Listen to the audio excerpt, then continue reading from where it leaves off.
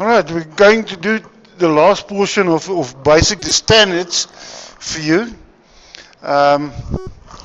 We did attribute standards, the first one, so we've done more or less what do. Now we're going to work through this. You'll see later in your booklet that these standards have been incorporated when we do specific audit work. I prefer to do the standards first, and then when we get to that topic, you already got a base of the standard. So we're going to finish off with the performance standards. Then next week, we're going to do topic 2. Start with topic 2. So next week, I'm going to push for topic 2 to finish topic 2. So you would be then able more or less to do the first assignment. Because I think there's then approximately 2 weeks left for you to finish the assignment. Which is your assignment dates? 14 March, so it's a week. Yeah, okay, but I think most of the stuff we will anyway incorporate when we finish the standards to do the multiple questions. I think anyway I'm going to work through the multiple questions, then we can have just a discussion on a few that I think can be problems for you. So I will just go through them then quickly. Right. Like we said, in the code of ethics, different things that we have to do down there. Now we have to tell the internal auditor how he should perform his specific work and duties. So we're looking at the 200, managing the internal audit activity, 2000.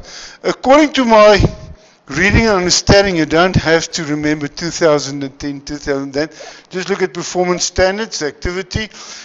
Study the thing with a good understanding. You don't have to quote the exactly right standard. So you should quote the attribute, the performing standard, but you don't have to go back to the 2000, maybe 2010, those sort of things. The audit manager of chief audit executive should effectively manage the internal audit activity to ensure add value to the organization. Remember, even in our definition, we're working down add value. Everything we try is to create a specific benefit of the company to employers. Because remember, we are a tool to them which they can use to control the internal auditing or internal control measurements. They got a duty from your shareholders, which has been transferred over to the board of directors to run this business. The board of directors put into place management to run a specific unit, which is the internal audit committee, and we fall under the internal committee to perform control measurements for the board of directors. 210 planning. The chief audit executive should establish risk-based plans to determine priority of the internal audit activity consistent with the organization goals. Look down there. Which things should be done first? We establish on a risk-based plan. The internal audit plan of engagement should be based on risk assessment and undertaken at least annually. This is not in your standard down there. This is things that I worked in down there. The input of senior management and the board should be considered in this process. Even though we got specific knowledge of auditing, we still have to provide senior management with feedback on their needs. If you don't service the need of somebody, you don't deliver service. You don't add anything. If you have to make coffee and the guy doesn't drink coffee, will you drink it? Depends if it's your first date. The poor guy will drink it anyway, and he will die next to the road because he wants to impress you. But if senior management have no need for a specific service, why would you perform it? Because we waste time and money. Remember also the consensus, we work in a budget restrained environment, so people are not going to flock money to us if we don't listen to them. Who's running the business? Not the internal auditors. Senior management are running the business, so they should best know what is the problem areas. We will, in a normal annually assessment, we will do specific things as high risk, which we will tell them if there's problems, which is the normal thing. Like I said before, cash. Cash is a crucial element in any business because there's no name on cash. If a guy got a 100 rand note in his pocket, you can't tell him, except when you got certain procedures into place, that 100 rand belongs to the company. If I can dig into your purse down there or find money down there. How do I know it's yours? No, but can you prove it to me it's yours? How? No, it doesn't mean because possession, yes, is 95% proof of ownership. But there's a 5% possibility it could be your mum's. Won't your mum give you money? Why not? Oh, but your mum will give you money. Yeah, she feels a little pity for you and she decides, you need a haircut or something and she will give you some money. But look down there. So if a cashier, like let's talk to Pick and Pay sort of scenario down there. A cashier that got 100 rand in her pocket. How can we prove it wasn't 100 rand she slipped out of the till? So by the end of the night when she's cashing up and she's 100 rand short, can we make that perception or knowledge down and say that 100 rand in your pocket belongs to the company? You can't. Because that's why they work on the cameras, and that's one of the preconditions. When you go into the cashier's position, they have to declare they got no money on them. So when you search them after a shift on a randomly base, maybe according to your internal audit policies, which they have to agree to, now you find money on it, then you can make the conclusion that they actually ripped the company off from that $100. I'm currently with Interpark, which is managing the parking for Sandton City, and we said to all guys on shift, you shouldn't have money on you. That's a condition before you go out. So when they search them and they find money on, we actually presume that it's been stolen. It could be wrongly presumption, but due to the policy set, you have to declare. If I declare before my shift, I've got 500 rand on me. And by end of my shift, I still got 500 rand on me, then it's a fair because I declared it. I can even say this is the notes. If you want to take the numbers of the notes down, you can. So what's the reason you're carrying money? Oh, I want to buy medicine for myself and I've got no safe place to put it. Or if I get in of the shift, the guy come and I found 200 rand and I say, where do you get this 200? No, I draw money just before I came off shift. And he can prove to me the ATM slip. You see then how it's working down there together. Input of senior management and the board should be considered. The chief auditor should consider accepting proposed consulting engagement based on the engagement potential to improve management risk, add value, and improve the organization's operations. Those engagements that have been accepted should be included in the plan. So originally, first process what we're doing, we establish high risk or high value items in the business. So this is your problem areas which you can easily be ripped off down in these areas. Or there's potential for fraud in these areas.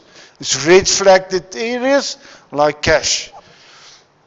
Then if management come to us and we got a program which we present to the board, so we want to audit debtors, we want to cash receipts, tills, we want to audit all these things, and they come with a new proposal on anything. We have to put it into place annual planning. Due to the base engagement potential, did they identify possible fraud or breaking of the rules which can have a financial implication? Not all things are fraud. If there's a loss of money due to slackness of people or disasters that can start, or you said, oh, we save all our electronic equipment in the basement and now the water is seeping through. Do you think that will be a very nice place to save it? The guy said, we see this damp in the basement. Shouldn't we move the stuff? You go down and investigate, say, hey guys, there's really a damp problem. So we didn't have a problem for the last 10 years. Yeah, but suddenly it starts raining more frequently with this El Nino effects or Limino effects. Suddenly the water tables are rising. We have to move. That's a risk. That's something that could be then potential financial implications. In one of the other courses I see the specification of the Companies Act that certain documentation in electronic format must be saved in such a way that you can easily recover it.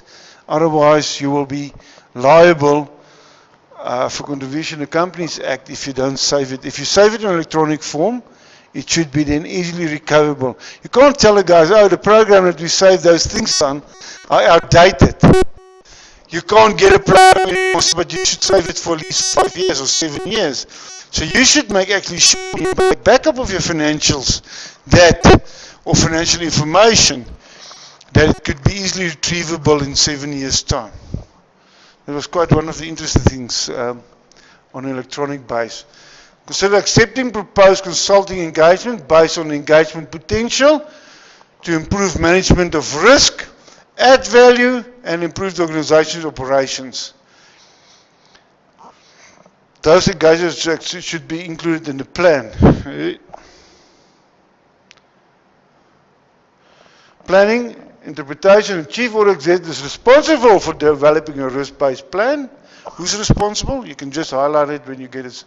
Did I send you this slide? I did send last night or early this morning. Ah, so that's why you won't have it.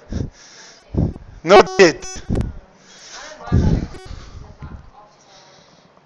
Yeah, no, but I did this morning dump everybody's things because eventually I sorted my electronic problem out. So all the emails, I can't even remember. And even today's lectures, which I will never do. I will never send it in advance. But afterward, I just dumped the whole file because there was 2 weeks which I couldn't send stuff out. Due to a lack of computer knowledge. I didn't have a glitch, they call it me. The audit executive's task takes into account the organization risk management framework, including using risk appetite levels set by management for different activities or parts of the organization. Management also said, I think this is a high risk area for us. You have to have this at least done every 3 months, every 6 months or whatever. So they will also tell you, and you will also, by your experience of the field that you're working in, will also know more or less what is high risk items. The longer you work in a specific field, the more your knowledge of potential fraud or any financial losses.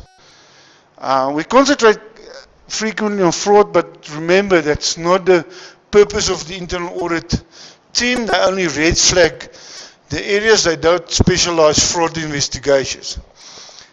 You can be, but normally we aren't. We just indicate the areas where we think there's a possibility. Remember, I said we never accuse somebody. We presume that the process, or according to our audit, we find irregularities in the procedures which should be fixed. But we concentrate, remember, internal auditors as well, we tackle all things, not just financials. If there's a production plant, we're looking into processes down there. If you look at,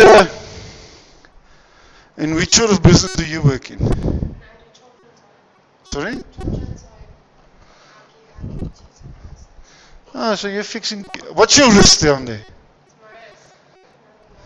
I don't understand you. Isn't that the risky thing for you? Even while you prepare it, you can't break through the guy. They just don't understand. That's one of your major risks. Or you couldn't identify a disability. Yeah, but that's also always a risk that when you work with a child, or that you didn't pick up his emotional distress. You think, he's smiling, it's fine. I did see an article today.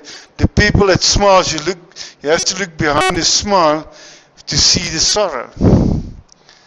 I think one of Sonia Harold's, I don't know if you even know who that is, songs are that bring vir Harlekyn nog wyn.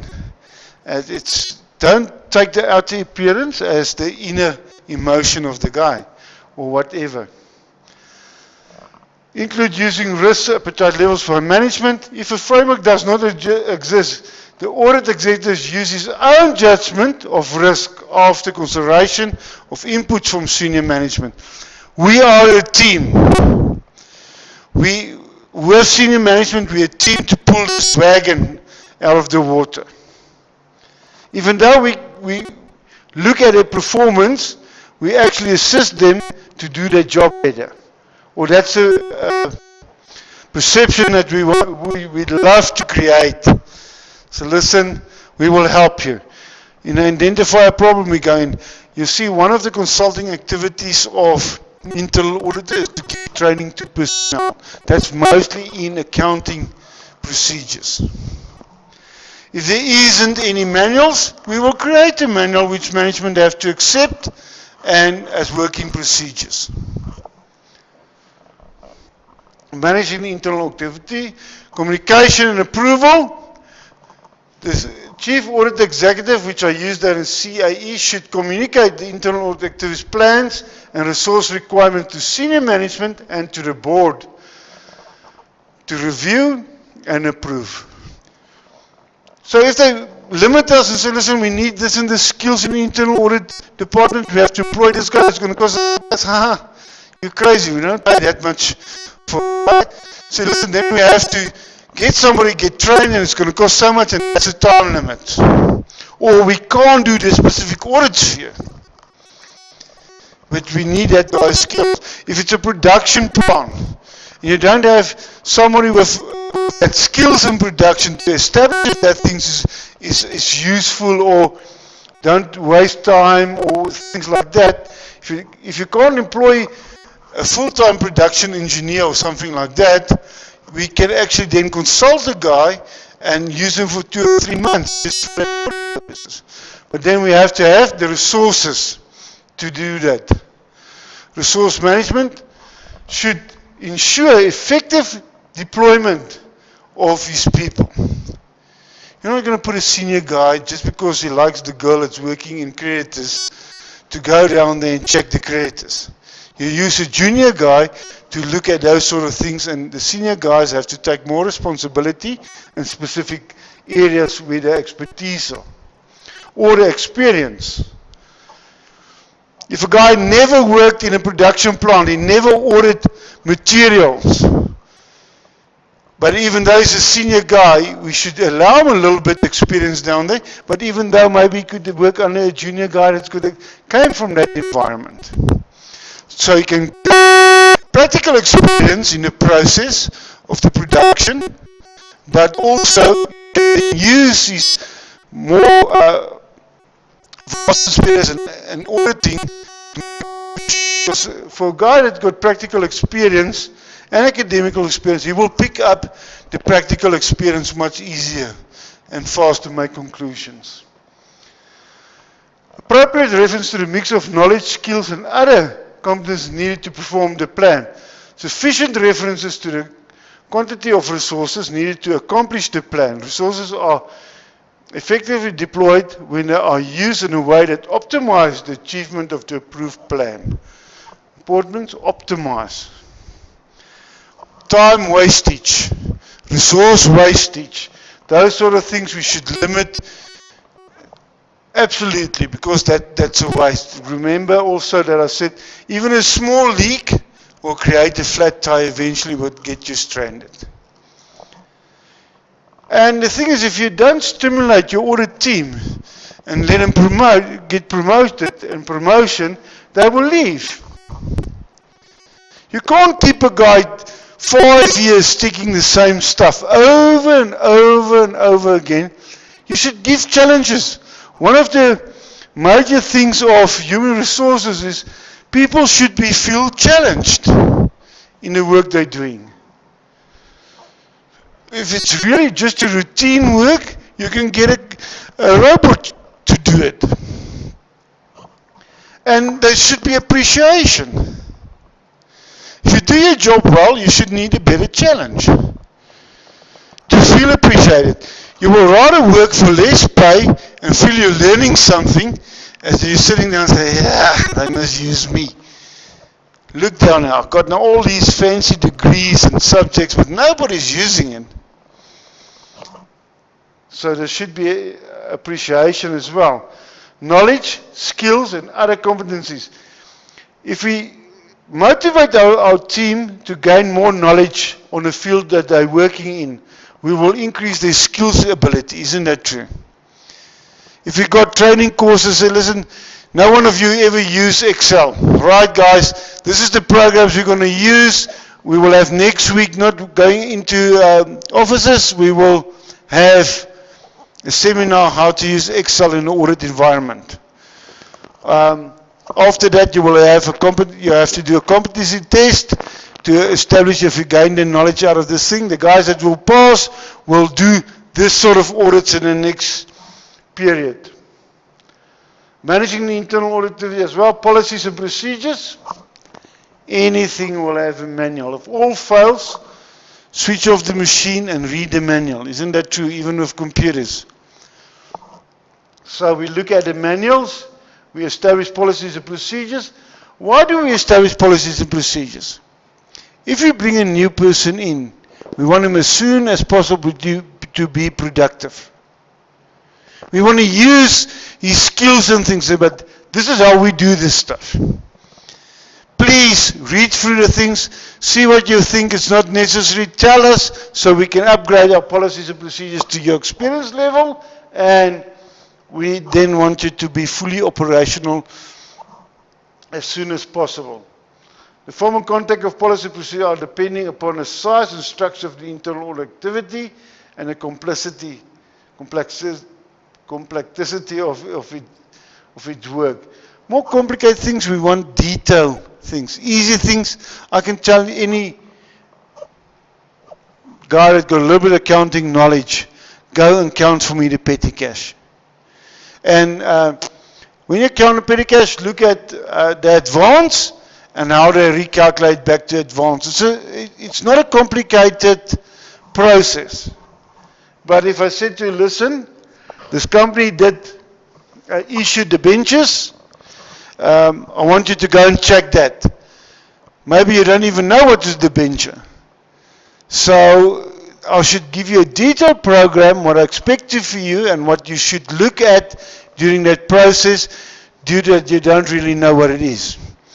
If you don't know what it is, then how will you find the errors or the possibility loopholes in the whole process? Well, I will give you an opportunity to go and look at a tendering process which the company open up for people to tender for specific goods and services. If you don't know how tendering processes are operating, it will be a disaster.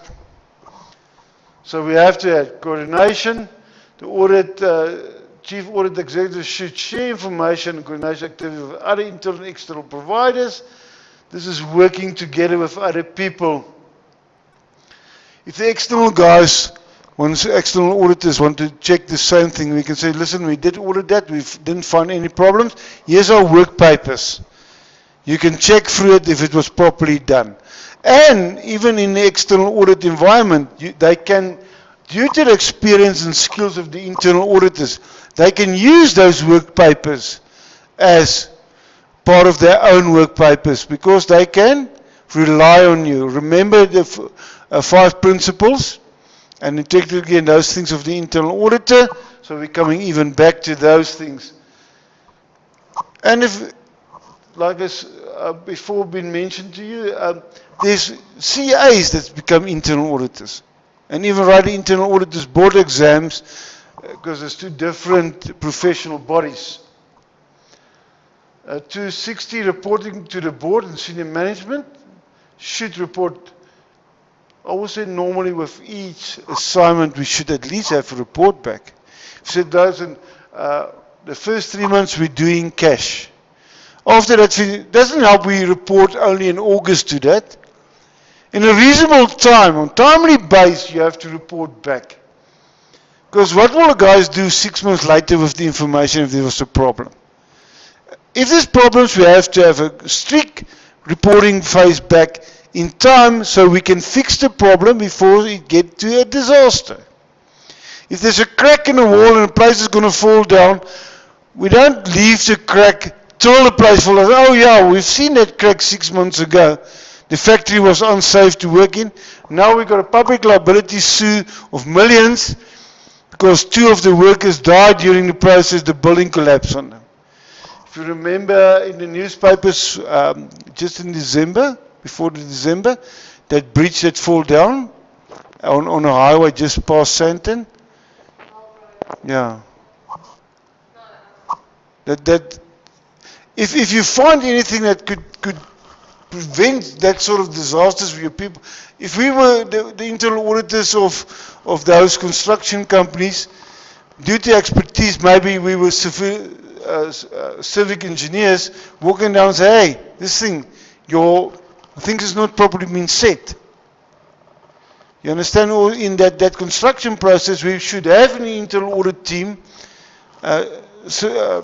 civic engineers, to tell us if things went. They can read plans and they can see something went wrong. If they give me as an accountant, who come from an accounting background, they will give me a product mix. Oh, yeah, no, that's beautiful. How should it look when it's been mixed? Concrete. All right. Look down and look at the wall and say, ah, that looks like concrete. But for an engineer or a specialist and material strength, the guy will say, let's test this quickly, and he will drill a hole or whatever you want to do, or maybe they have fancy equipment, and he will tell us, oh, the strength of this cement is not properly been set. It could be quite, I think it would be complicated. I would rather, if I would be the chief audit executive from a financial background, I will say to those guys, I want an engineer doing that for me. Or a material specialist will do that test for me. I can't, in our process, I can't verify if it's good enough. If I have to take the word of the guy that's doing that job and say, listen, we use, for instance, 20% strengthening materials in this, and I will ask the guys, is it good enough? I don't know, according to standards, it's fine. But I will never read that standard. I haven't got that expertise of that concrete mixture. Look down there, depending on the importance of information to be communicated and the urgency. See, when we find something wrong, straight away. Nature of the work, the internal auditors must evaluate and contribute to the improvement of governance, risk management and control process using a systematic and disciplined approach. For me, important systematic and disciplined approach down there, the internal audit must assess for improving the governing processes and accomplish the following objectives. Appropriate ethical and values, promoting appropriate ethic and values. It's the culture of the business. If you're dealing with crooks, it should be a crooked company, isn't that true? If you're in the internal audit team and say, nah, man, we don't look at, we pay bribes to get contracts. Ensure effective organization performance management and accountability. Accountability. Somebody has to take responsibility of these activities. If nobody is kept accountable for what they're doing, how can you pinpoint the problem area and who's responsible? What can we fix if nobody takes accountability? Guys said, listen, I do this thing for the last 15 years, and that's how it's been done. So does he take accountability for it? Yes. He said, I'm doing these things 15 years. So if there's a problem down there, say, listen, for the last 15 years, you do something wrong. Or said that you know there was a change in law over the last 2 years that were starting, was implemented 1st of January. That's why you can't do this thing like you've done the last 15 years. Communication, risk and control information to appropriate areas of the organization. If you audit the financials, you're not going to report to the production director. What did he want to do with financial reporting? He wants to have his reporting on his costing because he's working in production. So he said, what must I do with this financial thing? I read here today an interesting thing, communication and controls. The center manager, it's a woman, she's actually brilliant. She took photos of something that went wrong and she sent it to the control room manager. And he's actually looking at all the risk areas of Sandton on video. And he can't leave that control room because he's a security controller. And she said to him, so he sent her back, and she's the chief in charge, that woman. She's the big boss at the center. And he asked her, what do you want me to do with this? She said, do your job. And he actually replied back to her, there's a seat open next to me. You're welcome to sit in that and I will fix your problem. Then it struck her, this guy is the ops manager. He sit and watch all operations on video and she didn't reply back. He can't leave that post to go and sort that small problem. He can see the problem on the monitors, but he can't do anything about it. It's somebody else's problem. Communicate risk and control information to appropriate areas of the organization. Coordinating and communicating to the board, external and internal. Why would we want to communicate to the board, external and internal auditors and manager? Why should he do that? Why do you think I want to tell my audit team what happened in a specific thing? I want to tell external guys when they came in about the areas that we already audited and why I want a board. We don't want to waste time. Remember, the audit committee that managed us also managed the external auditors. Even though they report direct to the board of directors, if we did audit an area and it was clean, the external guys shouldn't concentrate much on that areas. They should rather than concentrate on areas that we haven't audited yet.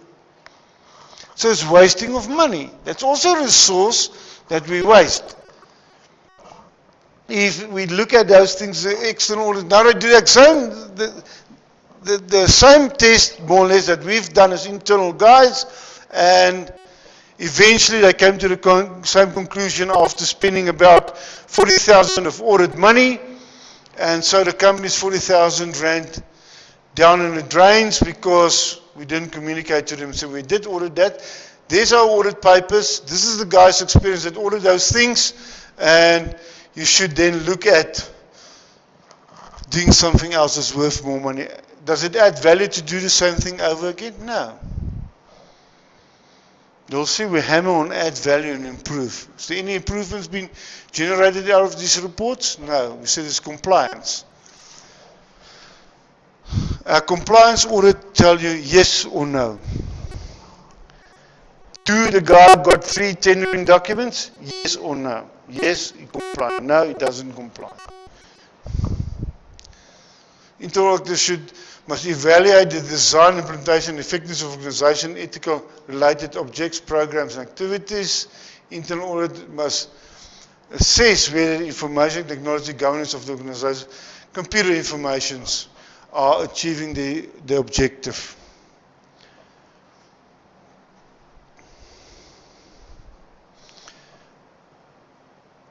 Look down the interpretation that comes straight away out of internal auditors. All these things that I put down in interpretation come straight away out of the standards. Determining whether risk management processes are effective is a judgment result from internal audit assessments that organization objectives support the organization mission.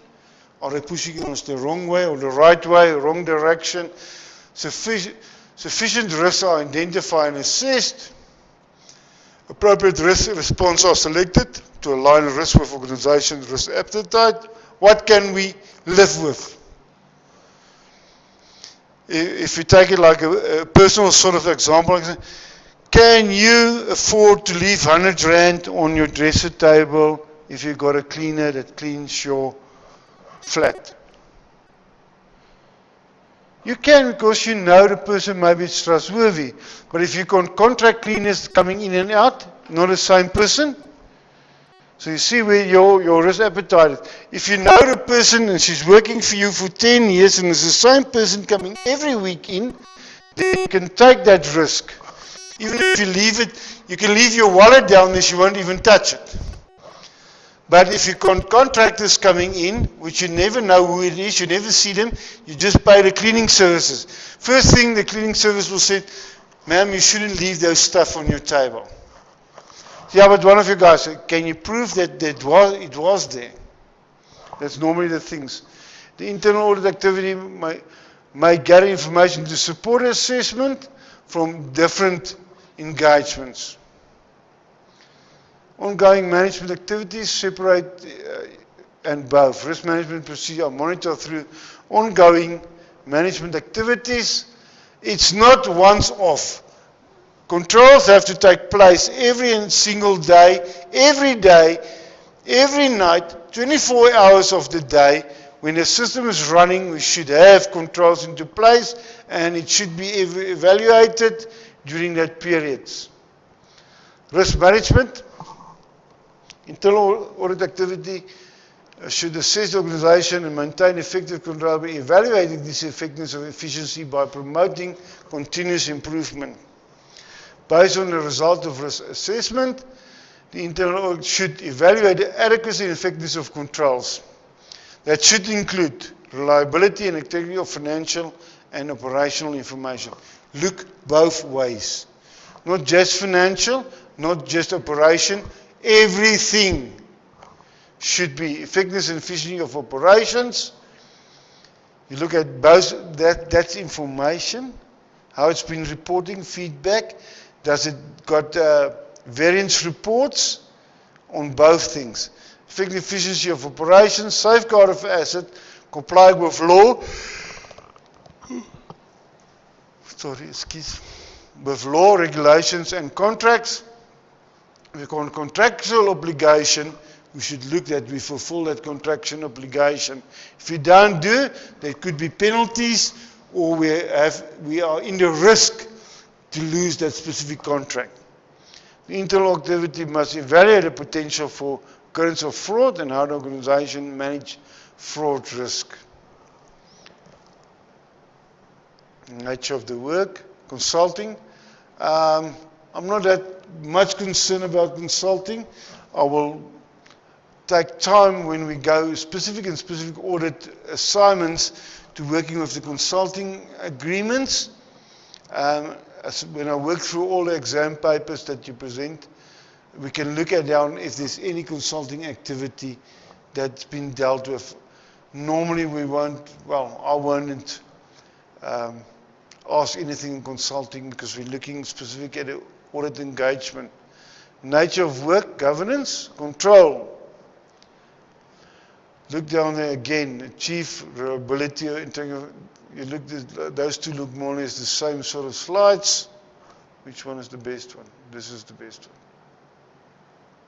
It's the same, I repeated. Nature, control, achieve the organization. Internals should develop and record a plan for each engagement. If you want to go to Cape Town, you should have a plan, isn't it true? Can you decide now, I want to go to Cape Town tonight? You can. But then there's specific things that you have to take in consideration. First thing that you have to decide is, how do I go to Cape Town? Why? First you have to establish why you want to go to Cape Town. I need a tan and the sea is calmer in Cape Town. But do you remember it's cold water in Cape Town? Yeah, so with that heat wave, even maybe the ocean is warm. First thing we want to know why. Second thing, how can I fly down? Can I drive? Do I have a lift going down there? Want to go by train? What's my time limits? You see all those things. Where am I going to stay? And then what am I going to do down there in Cape Town? So that planning, we should have a purpose of the activity being reviewed. Objectives of purpose of the activity being reviewed. Why? The significant risk of that activity. Are we losing money, or what's the potential of these risks?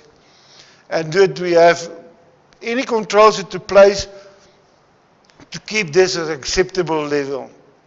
The adequacy and effectiveness of the activity is risk management, the control system compared to a relative controls framework. So we have to look, what's the red tape involved down here to control this. I normally speak about red tape. That's the control measurements which make it slower, but due to the fact there is red tape, we can then advance and make sure that stops. Is this happening? It stops to check. Stops it. So the red tape, sometimes people say there's too much red tape in this process, that's why we're losing money. But red tape is actually control measurements. So that can't easily go overboard.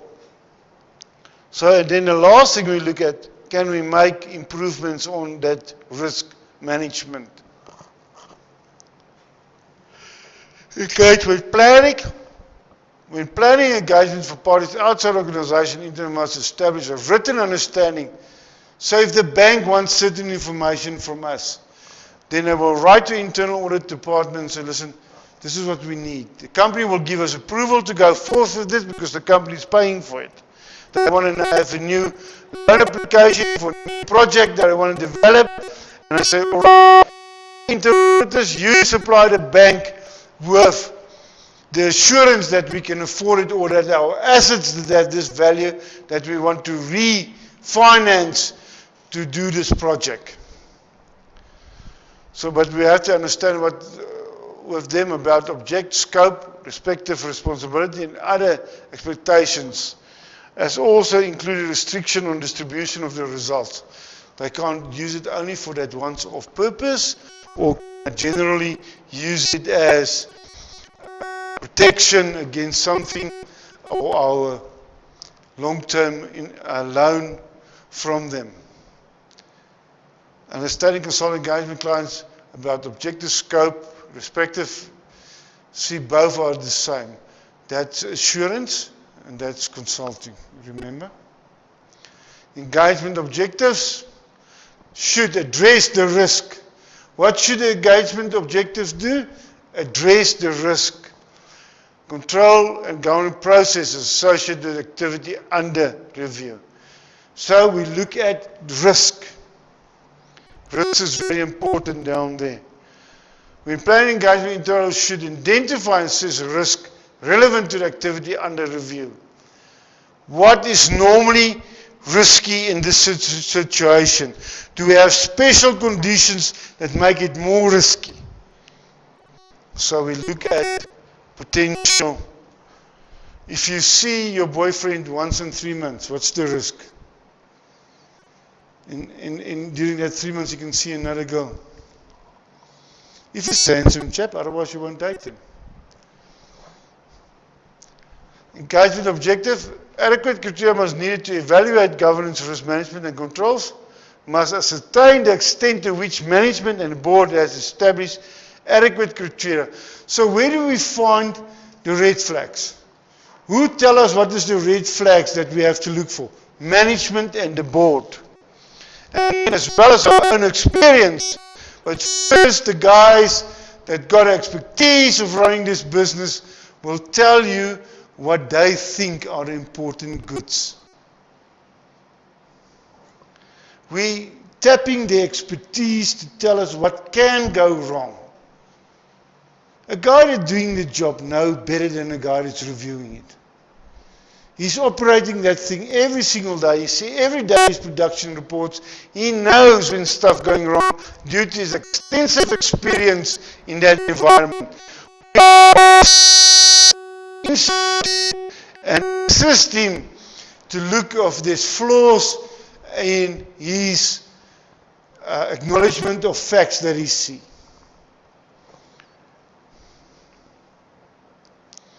So management must work with management and the board to develop appropriate evaluation criteria. Without barriers and things down there, we wouldn't know if something went wrong. How will we know if we don't have a budget? How will we know if we overspend money? We don't have money. No, but then it's already too late.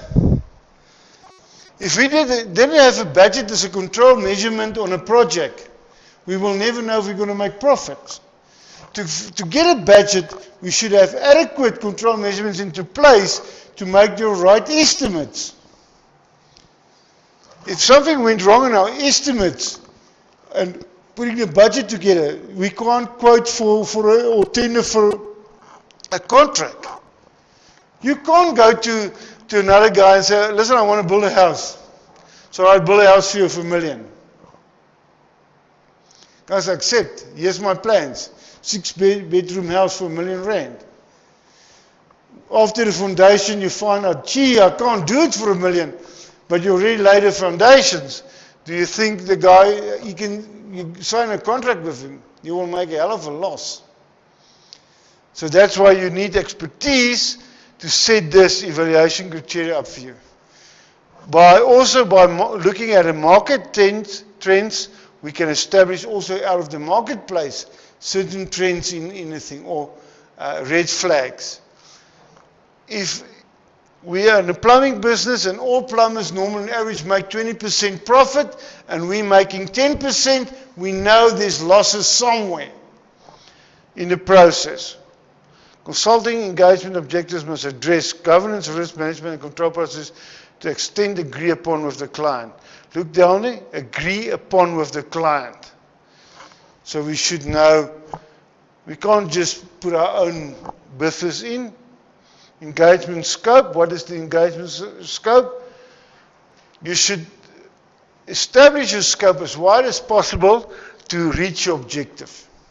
You can't narrow it down, and then on the long run, you can't manage what's happening. Established scope should be sufficient to satisfy the objectives of the engagement.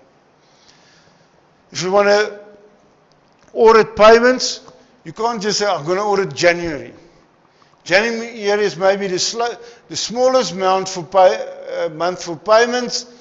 If you want to establish a value of payments or purchases, you should at least test the whole year on a sampling method, which eventually, I think in your third year, will come to light.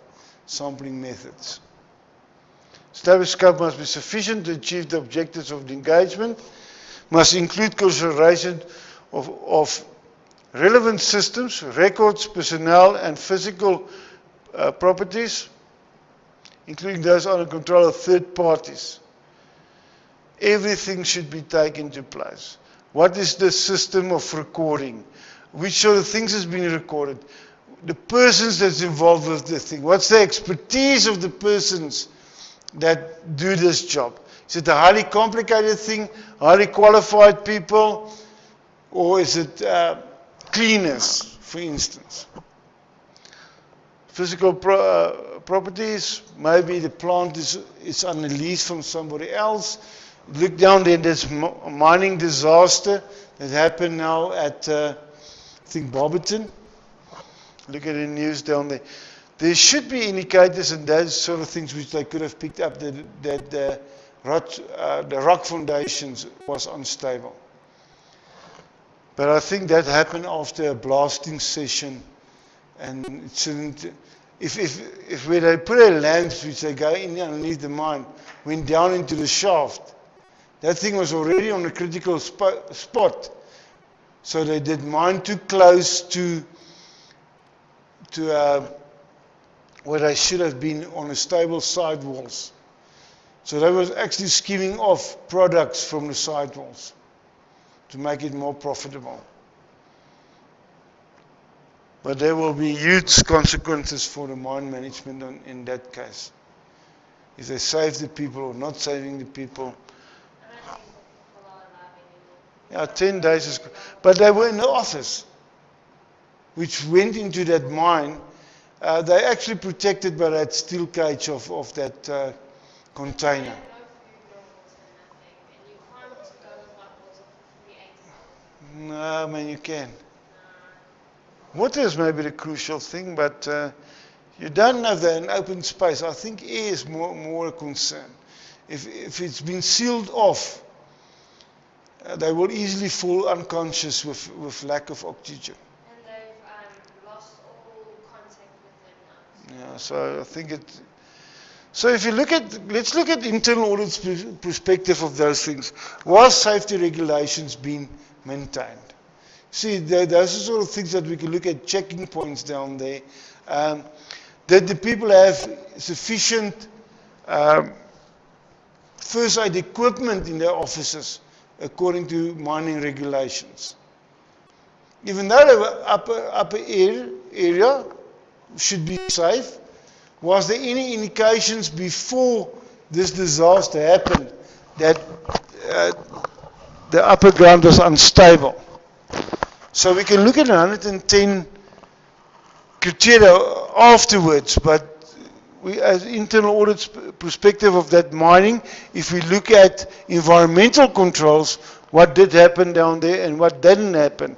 Engagement, scope and consulting, work through the consulting engagement slides down there. So let's take a 5-minute break and then we can go onwards. So you can have a breather and I can have a breather.